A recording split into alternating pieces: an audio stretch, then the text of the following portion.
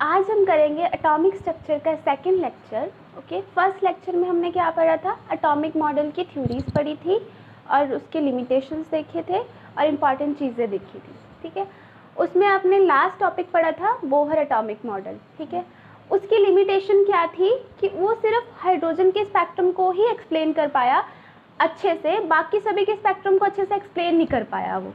Okay, ये हमने यहाँ तक पढ़ लिया। अब हम करते हैं लाइट के बारे में बात। हमारे साइंटिस्ट थे max Planck.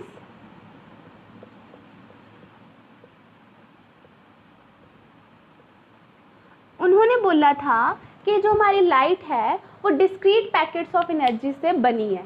Light is made up of discrete packets of energy called as quanta and photon. मतलब कि जो हमारी लाइट है वो हमारे छोटे छोटे पैकेट्स ऑफ एनर्जी हैं जिनको हम फोटोन बोलते हैं और क्वांटा बोलते हैं। ठीक है, फोटोन और क्वांटा। ये जो फोटोन और क्वांटा हैं ये पर्टिकुलर एनर्जी, फिक्स्ड एनर्जी लेके ही बाहर निकलते हैं और इनकी एनर्जी होती है E is equal to H mu. Mu क्या है, फ्रीक्वेंसी, h है हमारा प्लैंक्स कांस्टेंट, E है हमारी एनर्जी। और प्लैंक्स कांस्टेंट की वैल्यू 6.636 इंटू 10⁻⁻34 जूल सेकेंड। अच्छा, प्लैंक्स कांस्टेंट की आपने वैल्यू ना कभी ये पढ़ी होगी 6.626 इंटू 10⁻⁻34 जूल पर सेकेंड, है ना, जूल सेकेंड। कभी आपने 36 पढ़ी होगी। ये जो वैल्यू है ना हर साल चेंज होती रहती है, अभी भी ये डिस्कवर हो रही है, तो इसलिए ज़्यादा कंफ्यूज नहीं होना इसकी वैल्यू के लिए। ठीक है, अब मुझे एक बात बताओ, कोई भी हमारी जो वेव होती है उसकी 3 कैरेक्टरिस्टिक्स होती हैं। मतलब या तो उसकी वेवलेंथ होती है, या तो उसकी वेलोसिटी होती है, या उसकी फ्रीक्वेंसी होती है। इन तीनों के बीच में क्या रिलेशनशिप है? जो हमारी वेलोसिटी होती है v, वो इक्वल टू होती है हमारी वेवलेंथ और फ्रीक्वेंसी के। ये जो रिलेशनशिप है ऑल टाइप ऑफ वेव्स के लिए एप्लीकेबल है। ठीक है, सभी टाइप की waves, light wave, sound wave, wave on string, है ना, जो भी हमारी वेव्स हैं उसके लिए एप्लीकेबल है। अब यहाँ से अगर हमने म्यू की वैल्यू, फ्रीक्वेंसी की वैल्यू निकालनी हो तो क्या आ जाएगी, v अपॉन लैम्डा।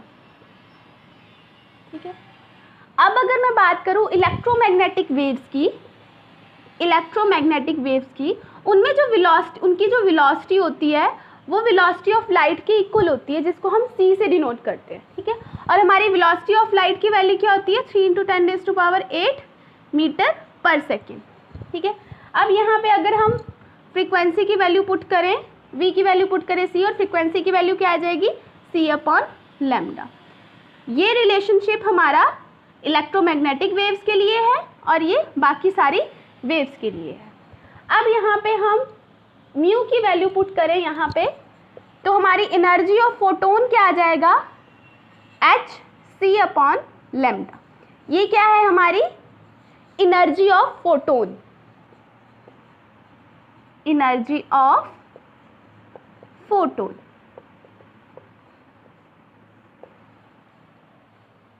और इस पूरी थ्योरी को कि हमारी लाइट पार्टिकल्स हैं वो डिस्क्रीट पैकेट्स ऑफ एनर्जी में होते हैं और उनको हम फोटोन बोलते हैं, इसको हम क्वांटम थ्योरी भी बोलते हैं। क्वांटम थ्योरी जो हमारी दी थी मैक्स प्लैंक्स ने, इसको नोट डाउन कर लीजिए।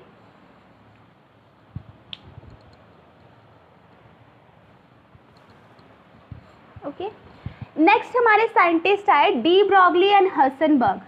उन्होंने बोला कि जो हमारा इलेक्ट्रॉन है वो पार्टिकल नेचर तो शो करता ही है, इसके साथ साथ वो वेव नेचर भी शो करता है। ठीक है, पार्टिकल, लेकिन उस टाइम पे ये जो बात थी उनकी कि पार्टिकल नेचर भी शो करता है, वेव नेचर भी शो करता है, मतलब वो डुअल नेचर शो करता है, वो उस टाइम पे ये बात ओवर रूल हो गई, क्योंकि जो हमारे बोहर थे उन्होंने इलेक्ट्रॉन के पार्टिकल नेचर को बहुत अच्छे से एक्सप्लेन करा था। क्योंकि हमारे इलेक्ट्रॉन को पार्टिकल होने के लिए fix mass, fix energy, fix momentum और फिक्स चार्ज की ज़रूरत है, वो सब हमारे इलेक्ट्रॉन के पास है जो उसने अच्छे से डिफाइन करा था। ठीक है, तो उस टाइम पे तो ये बात उनकी ओवर रूल हो गई। वहाँ से पट स्टार्ट हुई हमारी वेव मैकेनिक्स और क्वांटम मैकेनिक्स। उसमें पता लगा कि जो हमारे डी ब्रॉगली एंड हर्सेनबर्ग बोल रहे थे वो बात भी सही है। ठीक है, तो अब ना हमारा नेक्स्ट टॉपिक यही है, dual nature of electron and de Broglie concept of matter waves. ठीक है, इसमें देखो सबसे पहले हमारे आइंस्टाइन ने बोला कि जो हमारी लाइट है वो टू नेचर शो करती है, पार्टिकल नेचर भी और वेव नेचर भी। ये उन्होंने एक्सपेरिमेंट के बिहाफ पे बोली ये बात कि वो पार्टिकल नेचर भी वेव नेचर भी शो करती है। ये एक्सपेरिमेंट्स करे थे उन्होंने, उसके बिहाफ पे बोली। पार्टिकल नेचर में उन्होंने एक्सपेरिमेंट करे थे रिफ्रैक्शन, रिफ्लेक्शन एंड डिस्पर्शन। ये सारे एक्सपेरिमेंट्स उन्होंने लाइट को वेव अज्यूम करके करे थे, और ब्लैक बॉडी रेडिएशन,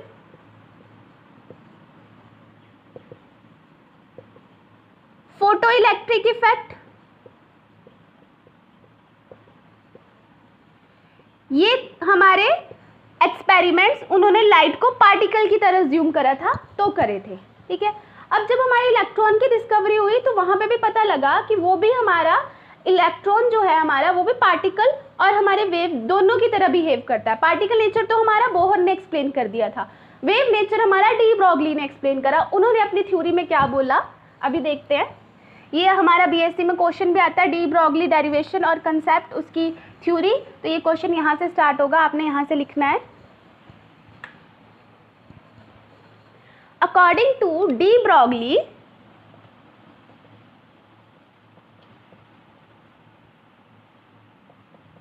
उन्होंने बोला था all material particles in motion possesses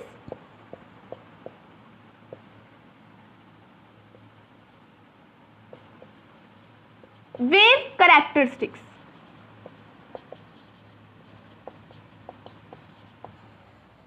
ठीक है, ये उन्होंने अपनी थ्योरी में बोला था, और उन्होंने एक रिलेशनशिप दिया था, lambda is equal to H upon mv। इस रिलेशनशिप में हमारे ये प्लैंक्स कांस्टेंट है, ये mass of particle, velocity of particle और ये वेवलेंथ ऑफ पार्टिकल। अब ये क्या होती है हमारी mv, क्या है हम पिछले लेक्चर में पढ़ के आए हैं, मोमेंटम। ठीक है, तो ये क्वेश्चन हो जाएगी hp, मास इनटू वेलोसिटी हमारी मोमेंटम होती है ना, इसलिए। अब ये जो रिलेशनशिप है कहाँ से उसने डिराइव करा, कैसे, किन थ्योरीज को लेके उन्होंने डिराइव करा, इसकी हम डेरिवेशन देखते हैं। ठीक है, इसको नोट डाउन कर लो। ठीक है, हो गया। उन्होंने एनर्जी के टू कंसेप्ट लिए। फर्स्ट कंसेप्ट जो हमारे मैक्स प्लैंक्स ने बोला था, मैक्स प्लैंक्स ने एनर्जी का कंसेप्ट क्या दिया था, E is equal to H mu, हम अभी पढ़ के आए हैं। ये क्या शो करता है, wave nature of photon. Second, हमारे आइंस्टीन ने कंसेप्ट दिया था, हमारी famous equation E is equal to mc square. ये क्या शो करता है, पार्टिकुलेट नेचर ऑफ फोटोन। इसको हम मानेंगे इक्वेशन नंबर 1, इसको इक्वेशन नंबर 2।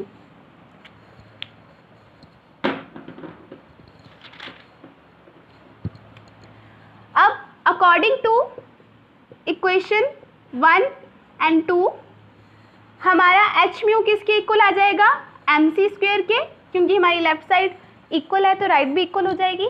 फिर हम यहाँ पे म्यू की वैल्यू पुट करेंगे, हम अभी करके आए हैं। जो हमारी म्यू फ्रीक्वेंसी है वो c अपॉन लैम्डा के इक्वल है हमारे फोटोन्स के लिए।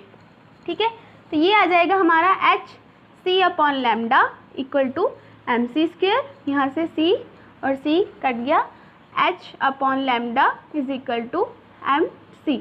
यहाँ से अब हमने लैम्डा की वैल्यू निकालेंगे तो क्या आएगी, h/mc। ये रिलेशनशिप जो है, ये जो अभी आया lambda is equal to h/mc, ये वैलिड है ओनली फॉर फोटोन्स, क्योंकि फोटोन्स की वेलोसिटी ही हमारी स्पीड ऑफ लाइट की इक्वल होती है, जिसको हम c से डिनोट करते हैं। बाकियों की वेलोसिटी अगर हमने सभी माइक्रोस्कोपिक पार्टिकल्स के लिए हमने रिलेशनशिप लिखना हो तो हम क्या लिखेंगे, मैं यहाँ लिख रही हूँ, lambda is equal to h/mb। v है हमारी वेलोसिटी, क्योंकि सिर्फ फोटोन के लिए हम c यूज़ करते हैं, वो स्पीड ऑफ लाइट की इक्वल होती है, बाकी सभी वेव्स की v से ही डिनोट करते हैं हम, ठीक है। तो ये हमारा जनरल रिलेशनशिप हो गया। और microscopic, all microscopic particles like electron, इनके लिए ये रिलेशनशिप, ओके, नोट डाउन कर लो।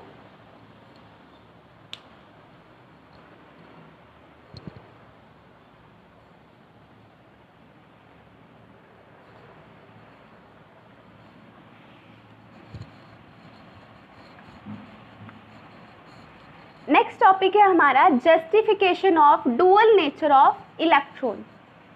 अब हम जो हमारे इलेक्ट्रॉन का जो डुअल नेचर है उसकी जस्टिफिकेशन देंगे। फर्स्ट हम करेंगे पार्टिकल नेचर। पार्टिकल नेचर के लिए जस्टिफिकेशन देंगे। पार्टिकल नेचर होने के लिए उसका क्या क्या होना चाहिए, अभी मैंने लेक्चर के स्टार्टिंग में ही बताया। उसका डेफिनेट मास होना चाहिए, डेफिनेट एनर्जी होनी चाहिए, डेफिनेट मोमेंटम होना चाहिए और फिक्स्ड चार्ज होना चाहिए, डेफिनेट चार्ज होना चाहिए। ये सब कुछ है हमारे इलेक्ट्रॉन के पास। डेफिनेट मास है 9.1 × 10⁻³ कूलम। एनर्जी भी फिक्स है, हमारे जो बोहर ने बताई थी कि जो इसकी एनर्जी है और जो ऑर्बिट की एनर्जी है वो सेम है ना, और फिक्स्ड होती है हमारी। मैंने पीछे बताया था, हर एक जो एनर्जी होती है इलेक्ट्रॉन की वो पर्टिकुलर एनर्जी पे ही रिवॉल्व करता है, जिसको हम ऑर्बिट भी बोलते हैं, है ना। उनकी भी फिक्स थी। मोमेंटम भी हमारा फिक्स था, जो इंटीग्रल मल्टीपल था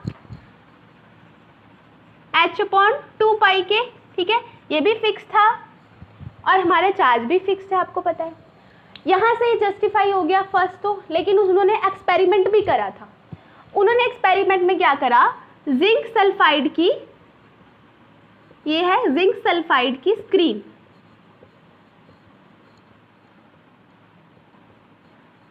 उन्होंने जिंक सल्फाइड की स्क्रीन पे इलेक्ट्रॉन स्ट्राइक करवाए। जब इलेक्ट्रॉन यहाँ पे स्ट्राइक कर रहे थे, ये इलेक्ट्रॉन स्ट्राइक कर रहा है, तो यहाँ पे ना लाइट के स्पॉट्स पड़ रहे थे, हमें ना ग्लोइंग लाइट के स्पॉट्स दिख रहे थे, ठीक है। यहाँ पे स्पॉट्स पड़ रहे थे लाइट के, वो ग्लो कर रहे थे, हम इसलिए दिख रहे थे स्पॉट्स। इन स्पॉट्स को हम सिंटिलेशन बोलते हैं। सिंटिलेशन, जब इलेक्ट्रॉन हमारा स्ट्राइक करता है जिंक सल्फाइड की प्लेट पे, स्क्रीन पे, तब क्या होता है, यहाँ पे स्पॉट पड़ता है, जो हमें दिखता है, ग्लो करता है, वो उसको हम सिंटिलेशन बोलते हैं, ठीक है। अब उन्होंने ये देखा, जब उन्होंने ऑब्जर्व करा, जब हम एक इलेक्ट्रॉन हमारा स्ट्राइक कर रहा है तो एक ही सिंटिलेशन स्पॉट पड़ रहा है, ठीक है। इससे हमें पता लगा कि इसका पार्टिकल नेचर है, ठीक है। अगर देखो स्पॉट ना पड़ते, अगर इसका पार्टिकल नेचर ना होता तो ये तो स्प्रेड करते ना, स्पॉट थोड़ी पड़ते, ठीक है। समझ रहे हो मेरी बात। अगर ये इसका वेव नेचर होता तो हमारी वेव हमेशा स्प्रेड करती हैं, ठीक है। एक पर्टिकुलर जगह पे स्पॉट नहीं पड़ता है उसका, ठीक है। तो स्पॉट पड़ा है, सिंटिलेशन स्पॉट बोलते हैं जिसको हम, वो उसकी वजह से उन्होंने अपना वो निकाला, इसका कंक्लूजन निकाला कि ये जो हमारा इलेक्ट्रॉन वो पार्टिकल नेचर का है, ठीक है। नोट डाउन कर लो इसको।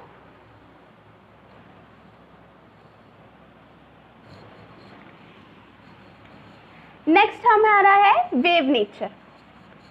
वेव नेचर जस्टिफाई करने के लिए भी एक्सपेरिमेंट था, जो हमारा करा था किसने, जर्मर एंड डेविसन ने।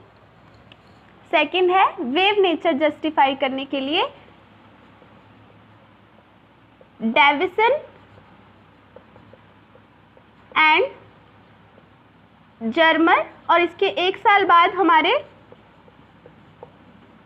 जॉर्ज थॉमसन, इन्होंने एक्सपेरिमेंट करा था, जिसको उस एक्सपेरिमेंट को उन्होंने नाम दिया था diffraction of electron by crystal.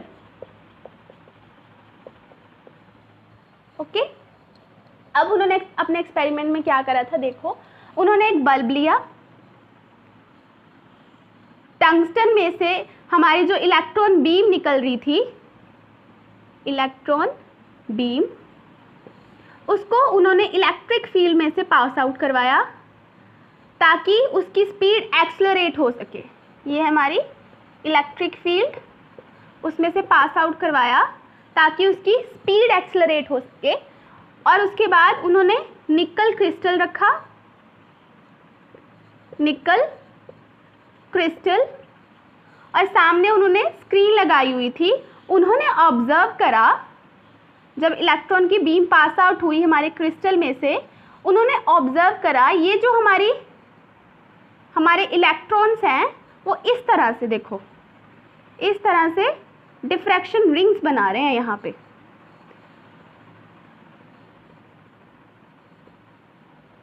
ये उनकी डिफ्रैक्शन रिंग्स ऑब्जर्व हुई।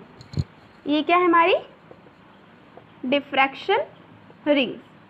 अब उन्होंने नोटिस किया कि ये जो डिफ्रैक्शन रिंग्स हैं उनका जो पैटर्न है वो एक्स रेज की जो रिंग्स हैं उनके पैटर्न से सेम है। यहाँ पे मैं पिक लगाऊंगी, उसमें देखना एक्स रे और हमारे जो इलेक्ट्रॉन की जो डिफ्रैक्शन रिंग्स हैं उनका पैटर्न ऑलमोस्ट सेम है। और एक्स रे क्या है, हमारी वेव नेचर की, एक्स रे हमारी वेव नेचर की है ना। इससे उन्होंने यहाँ से कंक्लूजन निकाला कि जो हमारा इलेक्ट्रॉन है वो भी वेव नेचर का है, क्योंकि पैटर्न सेम आ रहे थे। ओके, इसको नोट डाउन कर लो।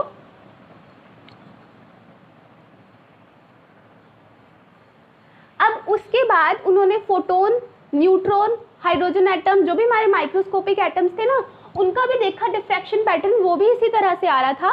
तो उन्होंने एक थ्योरी दी, उन्होंने बोला कि जो हमारे ऑल माइक्रोस्कोपिक पार्टिकल्स है वो भी वेव की तरह ही नेचर शो करते हैं। ठीक है, पार्टिकल की तरह तो करते ही हैं, एज वेल एज वेव की तरह भी नेचर शो करते हैं। ओके, आज के लिए इतना। कल हम पढ़ेंगे matter waves and electromagnetic waves में डिफरेंस, और एंगुलर मोमेंटम की हमने क्वांटाइजेशन करी थी ना, quantization condition for angular momentum of electron, वो डी ब्रॉगली में मैंने आपको पिछले लेक्चर में बोला था, अच्छे से कंसेप्ट क्लियर किया था, एक्सप्लेन किया था, वो पढ़ेंगे। और हम सिग्निफिकेंस पढ़ेंगे डी ब्रॉगली रिलेशनशिप का। ओके, आज के लेक्चर में अगर आपको कोई डाउट हो तो आप कमेंट सेक्शन में बोल सकते हो, और अगर आपको वीडियो पसंद आई हो तो आप अपने फ्रेंड्स के साथ शेयर करो इसको, और लाइक करो और सब्सक्राइब कर देना। ओके, बाकी कल पढ़ते हैं।